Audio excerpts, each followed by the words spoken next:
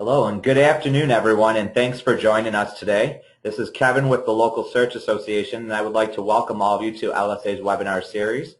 Today's webinar is titled More Location, More Problems, SEO Tactics for Multi-Location Businesses, and will be brought to you by our guest presenter, Andrew Shotland from Local SEO Guide. With that, let's get started. Over to you, Andrew. Thanks, Kevin. Hello, everyone. Thanks for joining us. So I thought today would be interesting to go over some of the typical and atypical issues that our company confronts when we're working with Google Places, which is now known as Google My Business. And so basically what we've got is a collection of problem children. And then I thought I'd also offer you guys some tips that we're using that seem to succeed pretty well in Google Places, specifically for multi-location businesses, but really for any business with a location. So it could be a mom and pop as well. And then, as Kevin said, please feel free to add some questions, and happy to answer whatever I can answer. So let's just jump right into it. And of course, the Google My Business thing came out was it a week or so ago. And so, of course, I haven't had time to really update my presentation, so you'll see a lot of these crossed-out things. We've had a lot of challenges over the years with Google Plus Local, Google Places, Google Place Page, Google My Business, whatever they're calling it this year.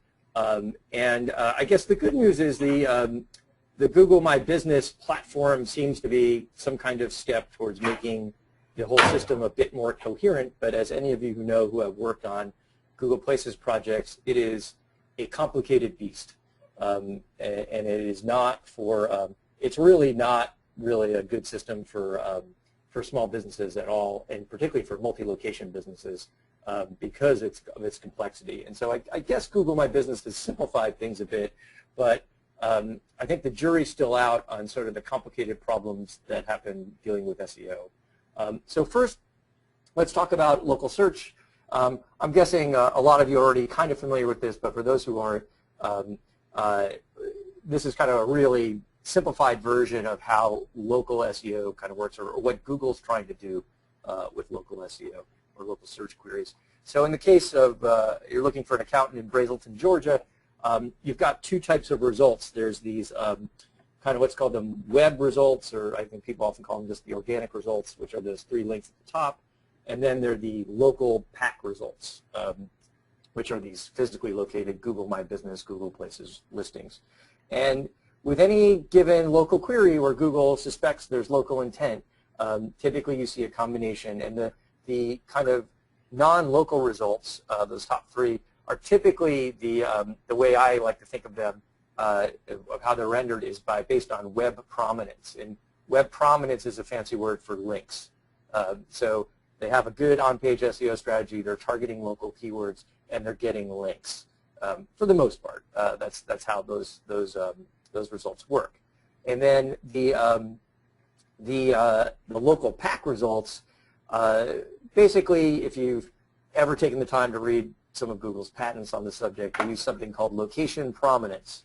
And location prominence is kind of, you can think of it like web prominence, except it takes into account things that are specific to local businesses, like a physical location, and links which are called citations, which are not necessarily links. They could be just mentions of your name on pages or documents that Google thinks are local authorities. And typically we think of those as local search sites, yellow page sites, Yelp type sites, and then locally notable sites like a local newspaper or something like that.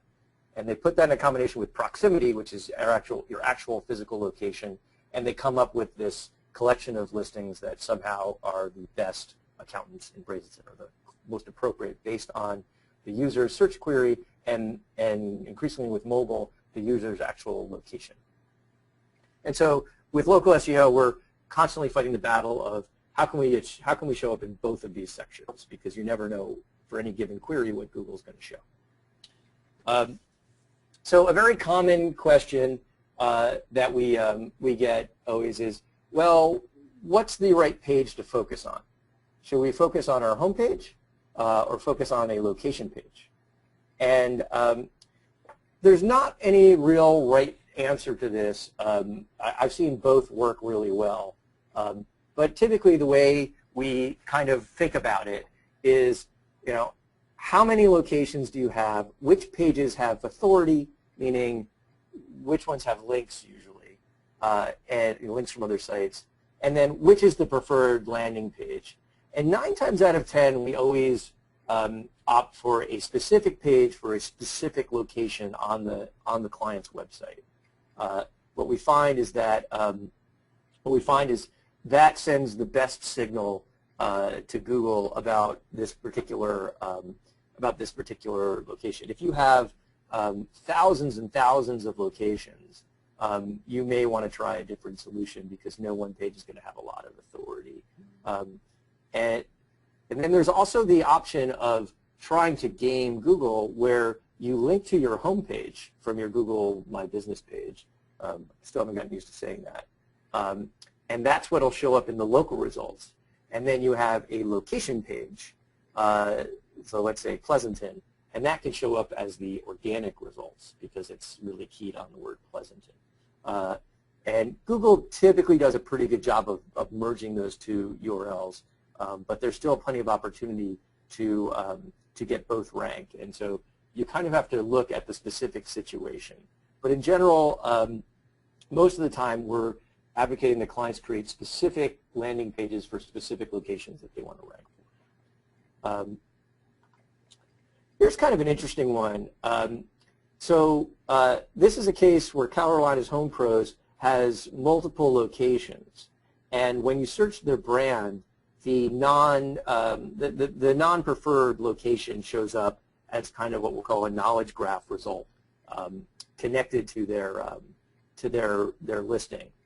So in this case, they want to rank for, they want their Charlotte location to show up, not their Troutman location, and certainly not their Troutman NC location. And so in this case, what we find typically works is that you increase links and citations to the preferred location page, and that basically you're improving the site's, I guess what we call the scent for the preferred location. And I thought this was a one-off kind of thing when we got a request for this, but I see this happening more and more where Google can't quite figure out which location to show for a brand. So the good news is it's pretty straightforward to fix. You just have to increase the prominence of the location you want to have show up on the website and in links and citations to the site. Rebranding is one of the trickiest parts of local SEO, tricky part of non-local SEO too, but really, really can cause some problems. So in 2013, we had a client that did a rebrand on approximately 200 of their stores. And to date, they were unable to remove their old listings from Google Maps. They just show up in Google Maps as this place is closed or permanently closed. And the problem is that they weren't permanently closed, they just changed names. So when people search the old brand names, which are still commonly known, they are led to believe that the store no longer exists, which is a huge problem, right? And you try everything you can do. You go into Google Map Maker, you go into Google Places, you get on the phone with Google plus local support, and you try to solve this problem. And it turns out it can't be solved, because what happened was they closed this listing and they opened up a new listing for their new brand. And for some quirk of Google Places or Google My Business, that creates an unsolvable problem. Now, I got to believe Google is working on the problem to fix it. But for now, if you're ever rebranding, do not create a new listing for your branded locations. All you do is change the name of the business in your Google My Business page. And if you're using bulk upload, use the bulk upload, although Google My Business apparently doesn't work very well for bulk uploads at the moment. And if you've got store codes, you leave the store codes as it is. So you're really just changing a listing. You're not creating a new listing. The minute you create a new listing, you've kind of potentially put your your old listing into kind of this zombie state where it'll still walk around even though it's dead. So really, really important thing to note. Same thing like if you're acquiring businesses. A lot of companies grow by acquisition. So to understand this kind of stuff through that is because you could lose a lot of value for the business you're acquiring just by screwing up the local SEO for that business once you take control of it. Same thing with moving.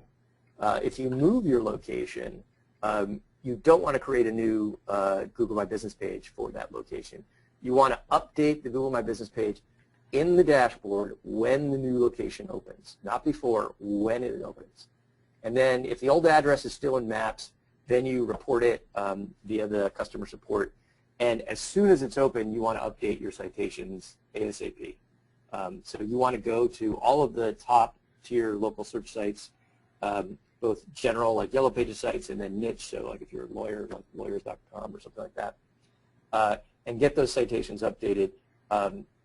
You may even want to use a service that does like instant updates for you, like Yext would be an example. Full disclosure, I do some consulting with Yext, so I'm not trying to push them on you, they're just the first with the company. But you definitely want to get your citations updated with the new data ASAP. Because if you don't, we definitely see ranking fluctuations as Google's trying to figure out kind of what's the right data for you.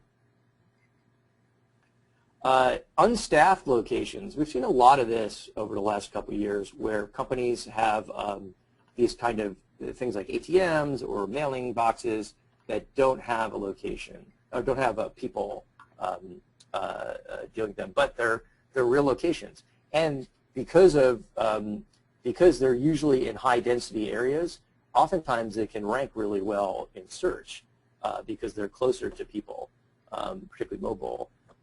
So typically with these things, we recommend you do a bulk upload to Google, and then you've got to be ready to get on the phone with the customer support because with unstaffed locations, we've just seen a lot of problems. And you've got to include a contact number on your each location, like a kind of customer support number.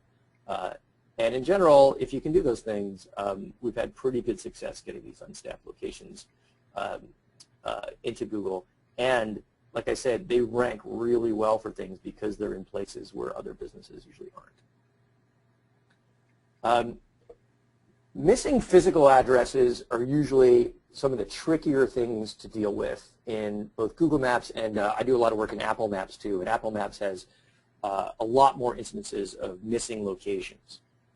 And so this is a problem where it's not that you don't rank well in Google Local, it's that Google Maps or Apple Maps doesn't even understand the actual address of your location. So for example, I had a client that was a nightclub in Washington, D.C., and Apple Maps didn't have the address in Apple Maps. If you typed its address, like 123 Main Street, it wouldn't show up. And so what we had to do was figure out where Apple was grabbing its data from, its mapping data, not its business data, its mapping data, and make the updates there. And so for Google and Map and Apple, these are the primary places to go and tweak the mapping data. So in Google, you use Google Map Maker, and you just follow that link, and you can go see it, and you can add an address, make an edit to an address, and assuming your edit's legit, like it could get added onto the map. For Apple, it's not quite as straightforward. They get data from a company called TeleAtlas, which is a division of TomTom. So you want to update it in both TeleAtlas and TomTom, and there's the links to do that. They also license some data from OpenStreetMap, and I don't think they still use that data, but it's unclear. So you want to go to OpenStreetMap and update it in OpenStreetMap. And then the problem with these methods is it generally then takes a really long time for it to get into Apple Maps. So it could take 6 months, it could take a year. But better to get the process done early. And I'm assuming Apple will fix these things probably in the next update of iOS, but these mapping systems are really problematic, so you've got to get to understand them and how to manipulate. Common question we come up with, particularly with like law firms, real estate companies, doctors' offices, is what happens with multiple practitioners when you have one, in one practice. Like, how do you deal with that? And it's pretty straightforward. According to Google, they want you to have multiple listings for the practitioners that are quote-unquote public-facing. So if you're a real estate company, every real estate agent should have a Google My Business listing. You don't want to have, if you can avoid having the same phone number for each of these guys, I think that's probably the best you can do. You should definitely have different pages on your website for them. It's totally a good tactic to use. You just want to differentiate these listings as much as you can. We got a lot of these messages over the last year from different clients where it looked like Google had changed the rules where basically there can be only one owner of the Google Place page or the Google My Business page, there were duplicate listings that were owned by different people. And so basically what happened was sometimes these listings would get deleted, or you would be inaccessible, or they just disappear, and you kind of have to deal with it. So I'm not sure how this works in the new Google My Business world. I suspect it works the same. So there were generally two possibilities when this happened. Basically last year when Google was updating its quote-unquote old dashboard, it was updating its old listings to the new dashboard, and the old listing would show up as quote-unquote unverified, along with the verified plus page. And then you just basically check your verified plus page to make sure it's okay, and you delete the unverified listing. That's the best possibility.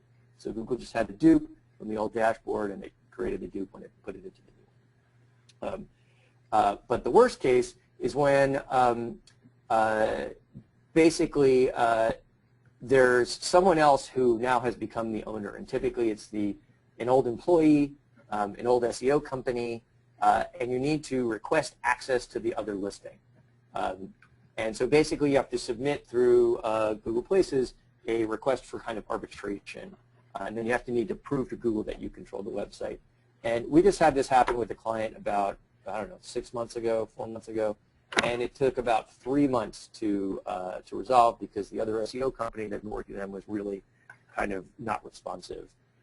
So the only thing you can do with this is really keep hammering Google on it and keep hammering the company that controlled it to get them to give you access. Photos in Google Local are really important, and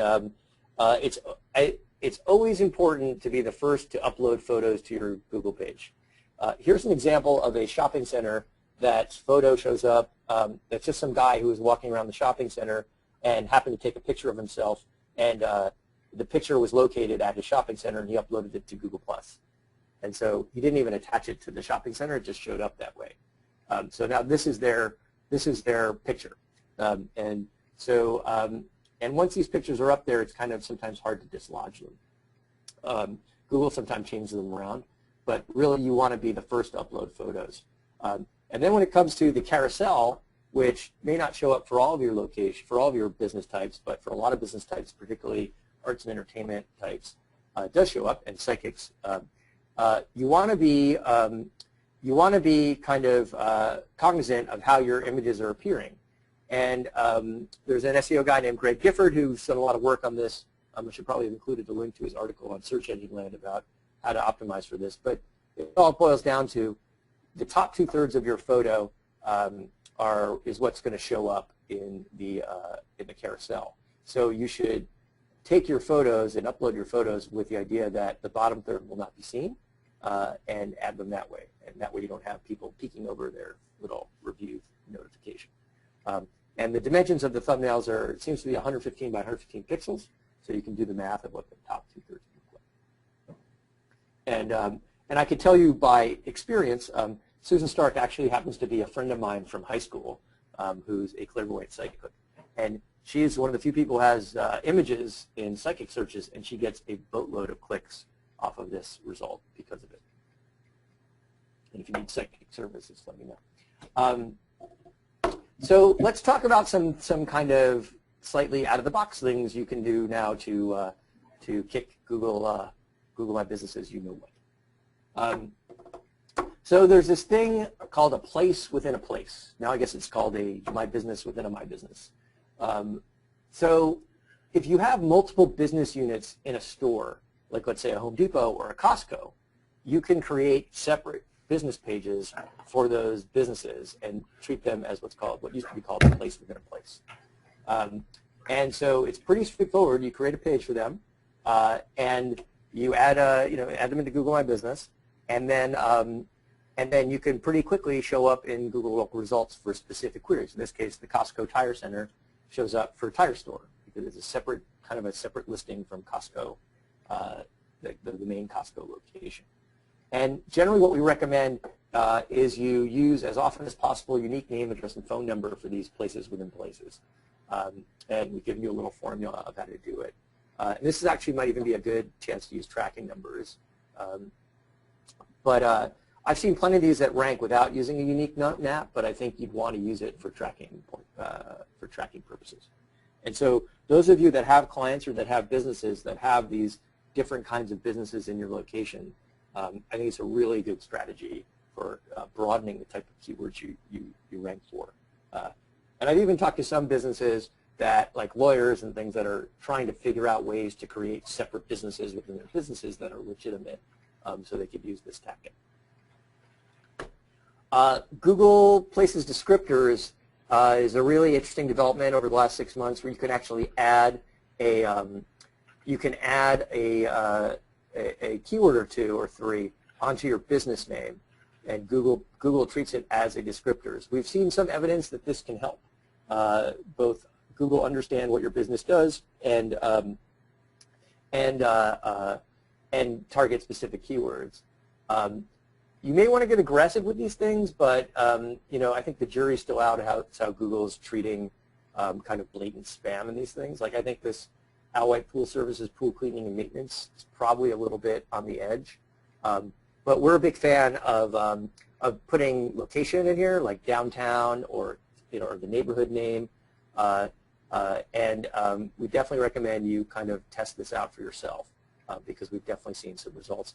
And there's a link there on the neighborhood where there's a link there to a post I did last week on Search Engine Land on a potential new neighborhood, maybe not an algorithm, but a new way Google is kind of automatically targeting your neighborhood when they see that you're searching in a place where they have neighborhood data. And so adding the neighborhood as a descriptor could be a good tactic for those queries. So of course, everyone wants to know is how do you go from ranking in letter G to ranking letter A for Google Local? And there are a million different tactics. I'm sure all of you on the line have tried 50 different things. I thought I'd just run through a couple of things that I've seen move the needle because everyone's got their own little secret sauce. A lot of people are doing like spammy link building, which still works. But I thought I'd show you the kind of stuff that we're employing here at Local SEO Guide. And so unique local citations are, in our view, like the best way to do it, not rocket science. But this is a case where you should all look at this this company, Jay's Moving. I think it's jaysmoving.com in Indianapolis. They're not a client of ours. We just were looking, we do a lot of work in the moving space, and we were observing the fact that they have this crappy website, and they do almost nothing SEO-wise, and they rank really well. And so we kind of reverse engineered why it is. And it's really because they have a few really good citations from locally relevant sites that link back to them and say, Jay, moving. They also do a lot of sponsorships of local events that also, I think, makes a difference. Service area rankings is one of the trickiest things to do. So in this case, where you're a heating and air conditioning company, but you don't have a physical location in, let's say, Selma, Alabama, but you want to rank for HVAC Selma. So how do you do that? Because the local results are really biased towards sites having a physical location. And our favorite tactic is to do what we call go content crazy on your location pages. Most local businesses do not have the resources, energy, wherewithal, whatever, time to add content to their location pages. We think it's actually one of the more interesting and critical things you could do. And so if you look at this particular location page we're showing you in this link, what we're doing on this page is, or we're not doing, this isn't even a client of mine. This is just a company. I like what they're doing. But what they're doing is they're updating their location page with review data and kind of check-in data. So in this case, where their service pros are in the field doing a job, at the end of every job, they update to their website, hey, we just did a air conditioning repair in Selma. And they have a system that connects it to their location. So every day, their location pages are getting regular updates with keywords in them and location. And you can see these guys, if you look at their rankings, rank really well for a lot of service area queries. And it's not 100% because of this tactic, but it's definitely helping. So doing what you can do to update your location pages at scale is critical, I think. This one's a kind of a funny one. So this is the Google My Business review dashboard.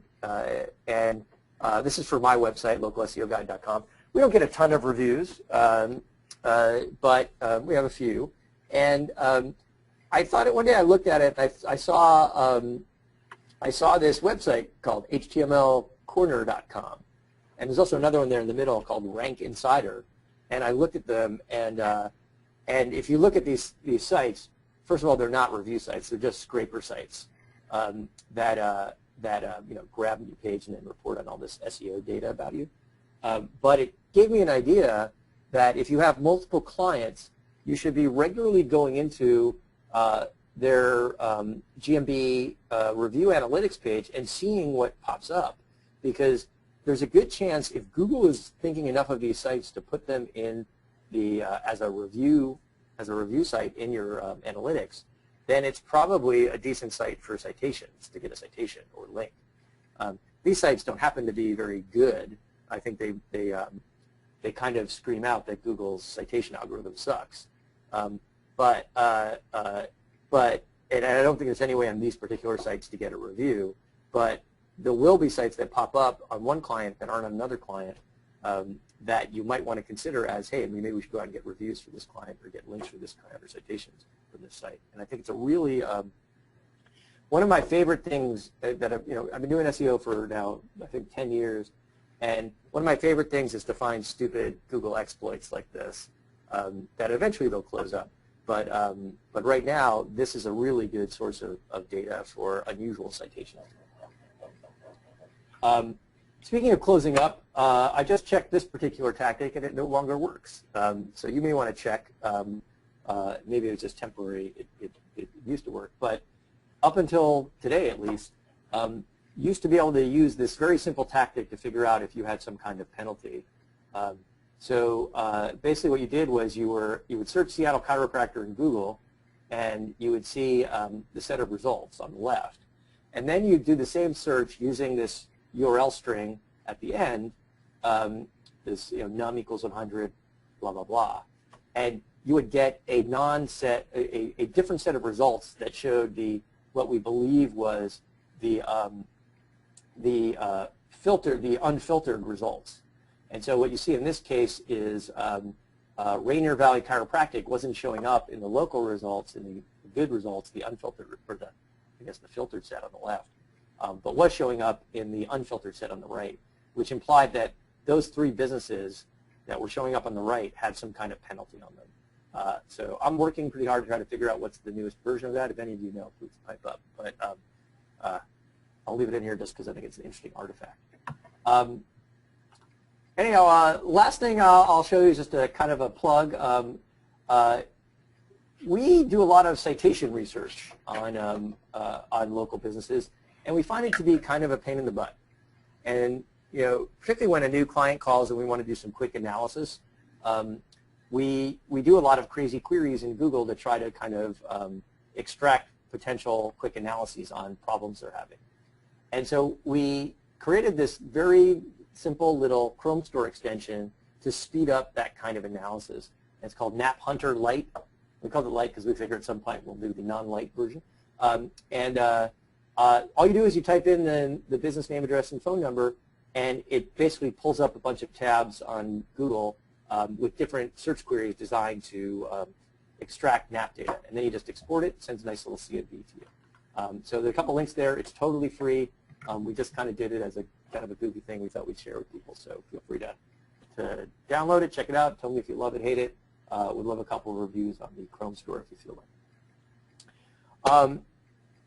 Anyhow, so these are just a few of the things that we do. There's obviously a million more things you could do, but really the trick with Google Places, or whatever they're calling it these days, is to keep at it. It's constantly changing. There's some set basic things you need to do, but there's always going to be curveballs, which is good news for you guys, because there's always going to be work for you to do. Are you supposed to add these keywords or neighborhood descriptors to the business name?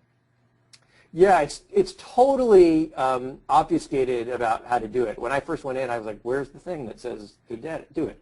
You just add it to the business name. All right, perfect. And proceed with caution, because you never know when Google's going to decide they don't like it.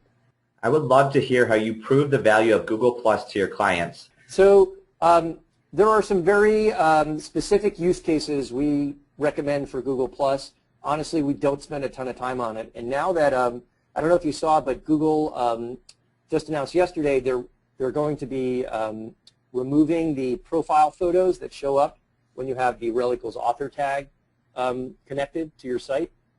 So for those of you who aren't aware of it, when you connected your site to your Google Plus page, like say your blog posts, when they showed up in Google, they would show up with your profile picture next to them. And in test after test we did, we saw that increased click-through rate significantly. Google got rid of that, I suspect, because the only ones who were using it were SEOs and social media managers, and it just kind of was probably looking a little spammy to them or useless. So the reasons why it might be good to use Google Plus. If your brand shows up when you search, if your knowledge graph shows up when you do brand queries, like if I search for McDonald's and then you see the McDonald's logo and their Google Plus data on the right-hand side of the SERP. By posting on Google Plus, you can influence what shows up on that. They sometimes show the latest posts. If you have a lot of followers on Google Plus that are really interested in search for your kind of content all the time, posting on Google Plus can affect how your content shows up in their SERP. So if you're, let's say, lens crafters, and you're trying to sell contact lens solutions, and you have 10 million followers, and you are constantly posting about contact lenses, when they search for contact lenses in personalized search in Google, your content might show up, but it's very ephemeral. So I generally don't recommend you spend a ton of time doing that unless you really are committed to the Google Plus platform. All right. I am a national brand with hundreds to thousands of affiliates. How would you recommend I handle situations like that? So this is a kind of an interesting problem. So you have a brand and you have all these kind of independent affiliates that work with you but aren't your brand. And yet you want to rank in the Google Places, I'm still going to call them Google Places, in the localized results. The only way to really effectively do that without spamming or without super spamming is to have a physical location. So I think you've got a couple of different choices. You could ask your local affiliate to rebrand and kind of, become, national brand X, which is probably unlikely. You can create a page for them on your site and ask them to use your site as their Google Plus local site, as their site in Google Plus Local or Google My Business. That may be more likely, particularly because a lot of these independent guys don't have their own website, or if they do, they have a very simple website. I'm trying to think of what else you could do. The only other thing you could, the only other thing you could try to do is you could try to totally influence your, it's kind of like the service area business rankings. You could try to really beef up your location pages and put a lot of geographic data on there with the hopes that Google might say, hey, you're good enough to be included. But I doubt that will work because you still, it might work for the cities surrounding your physical headquarters. I doubt it will work for anything outside of, let's say, a 100-mile radius. I think really the only way to deal with that, and if someone else knows, please pipe up, is to kind of co-opt them to either change their branding or use your site as their website. How do you ramp up SEO for a new location, like a new dealership to an existing list of locations? A new dealer. So we actually kind of, I don't think there's anything magical about new versus old, other than, you know, maybe new takes a little bit more time, but an old usually has a lot of problems you have to clean up, so they're kind of the same thing. So typically what we do with a new location is we'd get their citations up as quick as humanly possible. So as I said, I'm a big fan of Yext, so I would just like, if it was in my budget, I would get a Yext subscription, or or do it manually if you have a manual team, or there's a bunch of other companies out there that will do citation building for you. That's probably one of the more important things, as well as get my Google My Business page up. And then I would so that's kind of job number one, and have your website set up. Either if it's a new location, you're either going to set up a new website for it, or you're going to put a new page on your existing website. Probably a faster ramp up to put a new page on your existing website because of the authority of that current site, I'm assuming. It's also, I really, by dealership, I'm wondering if you're a car dealer, because I've dealt with car dealers, and I really hate it when they have 50 different websites for each dealer. So I'd be up for doing like a page about my dealership on my location, on my main website. And then after that, really it's a content creation and link building and review generation game. And those are the things that take longer time. So I think getting your website set up and getting your citation straight is always job number one. Any ideas on how to do competitive research to find out why a listing is doing better than the one you're working on, even though you're seemingly doing everything correct? Sure. So there's all the obvious things you could do. You could do backlink analysis, citation analysis, and content analysis, and those are all really straightforward, whether it's local or national. Right? There's a bunch of tools out there, so you could use, let's say, Ahrefs or Majestic SEO to check their backlinks. You could just crawl their site or read their site and see what they're doing.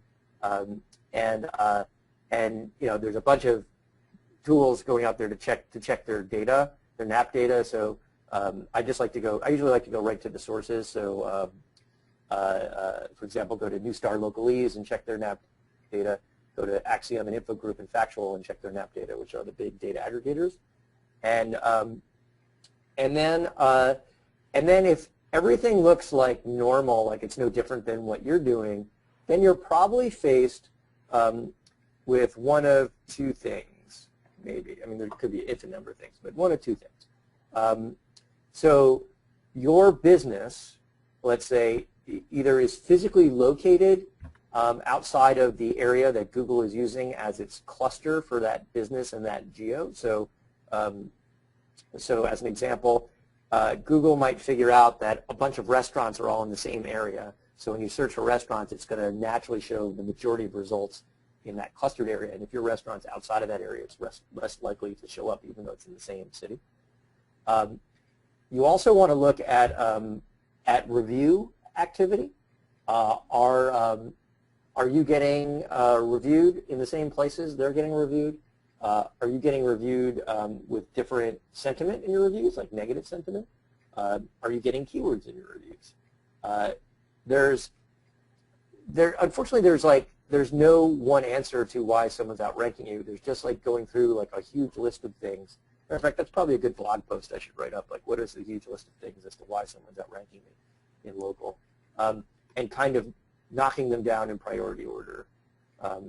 And usually, unless you have a penalty, like a link building penalty or something like that, usually what we found is the the ranking issues can be cured by a couple different things.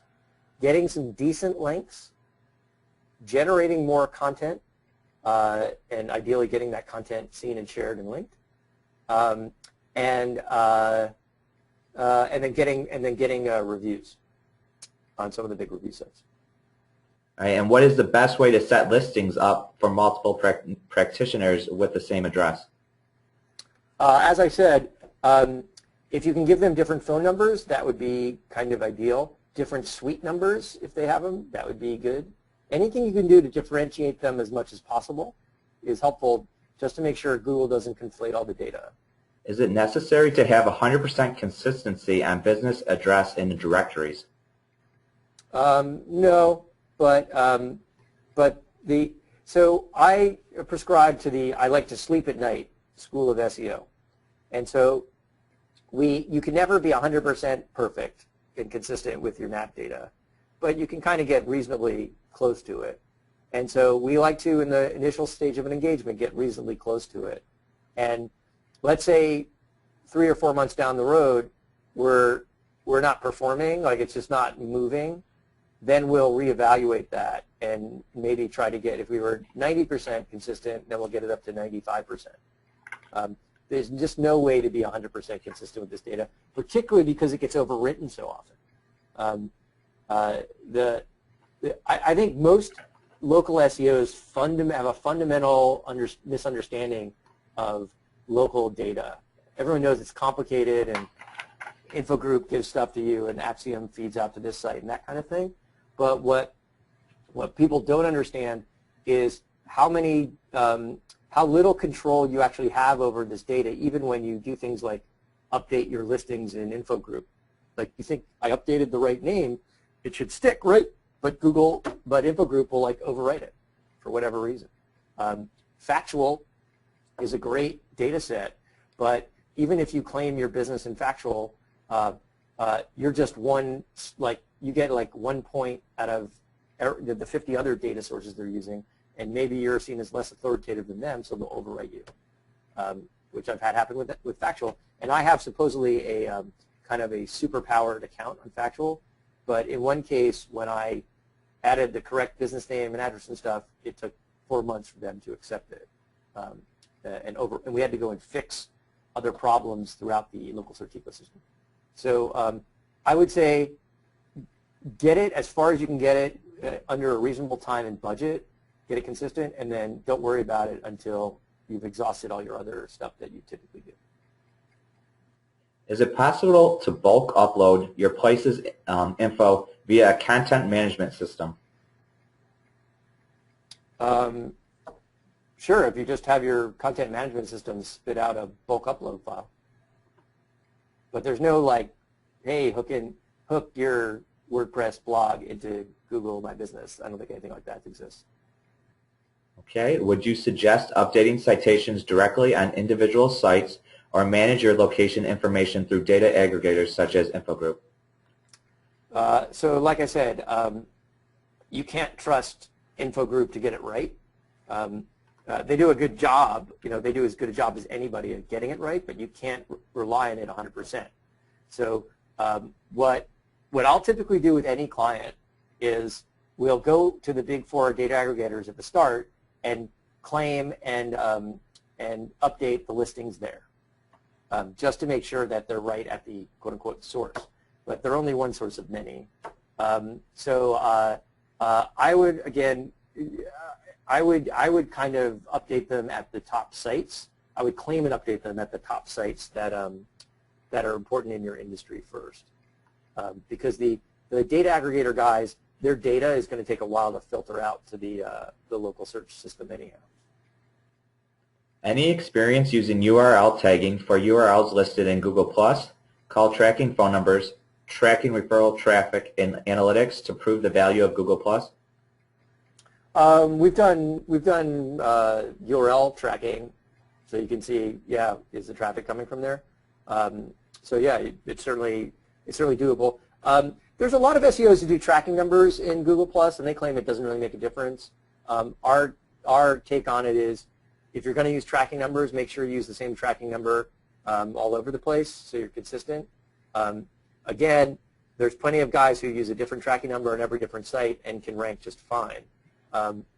The thing with any SEO situation is you can never be 100% sure which one of the things is the problem. So if you have a million problems, then using different tracking numbers everywhere is just another problem, and you have no idea if it's affecting you or not. If everything else is perfect and you're using tracking numbers everywhere and you're still not ranking well, then you might want to consider that the tracking numbers are the problem. But if tracking numbers are the problem, then typically what I like to say is typically you've probably got more problems than that, because just those phone numbers alone, if that's what's throwing you off, you know, I don't know, I kind of feel it's a pretty weak signal. Any other data distributors besides Express Update / Info Group, Localese, Axiom, Factual, and Foursquare? Foursquare is not a data distributor. I'm sure there's people who crawl Foursquare and grab their data, but they're not. Foursquare gets its data from, obviously, its users, from Factual, and I believe from Neustar Localese. I'm not 100% certain of that. But so those are, okay, there's other data sources. So there's the government, local governments and national governments that have data that a lot of the Axioms of the world buy, I think. There's Dun & Bradstreet is another data licenser. Another company called Hoover's, I believe, licenses data. TomTom has a points of interest database, but I believe they get their U.S. data from Neustar Localese, so most of the other stuff is outside of the U.S. There's a I can't think of all the other ones off the top of my head. There's a duplicate listing white paper. I hate to keep pimping out Yext. Honestly, I'm not trying to do it, but there's a duplicate listings white paper I wrote for Yext about a month or so ago that has a list of other alternative data sources. You can go check that out. How long do I wait for my changes to show before I get in touch with GMB support? If you make an update and it doesn't show really quickly, I would get in touch. Right, really quickly, like within hours. But Google Local is a notoriously slow algorithm, so the update may not show itself like when you're searching Google, but what you want to see is it shows itself on Google My Business page. All right, well, thanks a lot, Andrew, for conducting today's webinar. We really appreciate all the info. I would also like to thank everyone for attending today. If you have any additional questions, please feel free to contact us at LSA, and we can connect you with today's presenter. For more information on upcoming webinars, visit localsearchassociation.org/webinars. Also, we are working with Burrell Associates and Local Media Association to bring you Social Plus Mobile, Show Me the Money. We are excited to hear from Facebook, Pinterest, Instagram, Google+, and many other influencers in the space. As a heads up, the early bird deadline is this coming Monday, so visit localsearchassociation.org for more info. Thanks again, everyone, and have a great day.